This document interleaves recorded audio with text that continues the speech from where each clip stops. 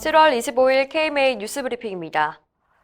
정부가 강원도 규제자유 특구에서 의사와 환자 간 원격 의료 시범 사업을 시작한다고 발표해 의협이 강력히 반발하고 있습니다.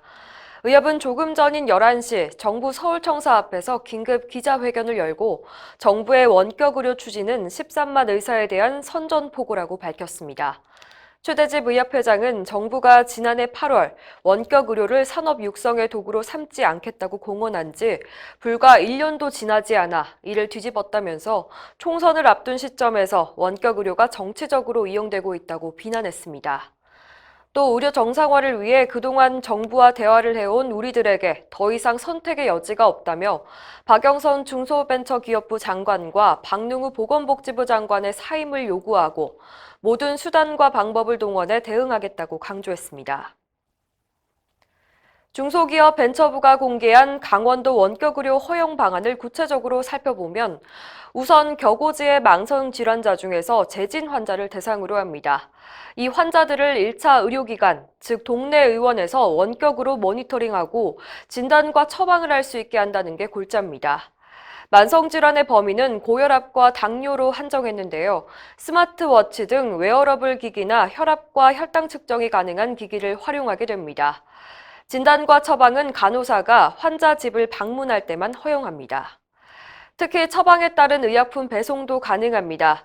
보건복지부는 의료기관이 지정된 약국으로 처방전을 보내면 간호사가 약을 가져다 줄 수 있다고 밝혔습니다.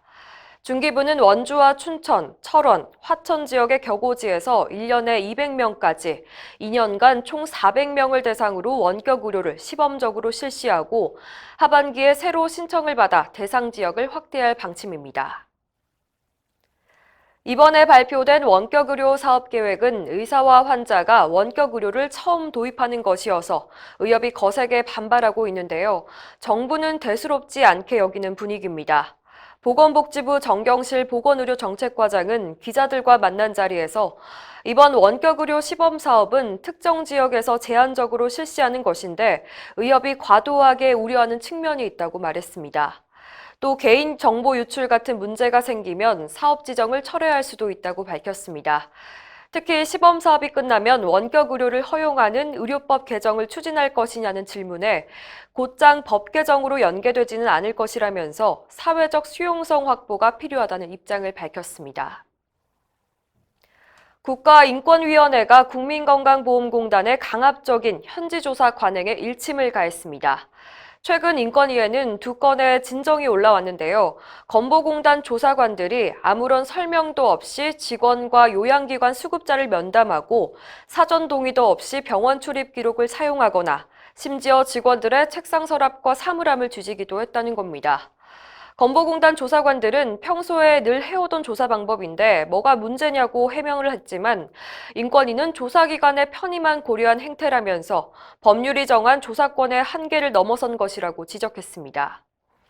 인권위는 건보공단 이사장과 보건복지부 장관에게 조사 관행을 개선하고 관련 지침을 명확히 개정할 것을 권고했습니다.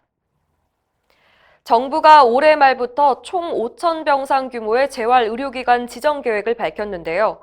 이를 둘러싸고 요양병원계와 재활병원계가 대립하고 있습니다.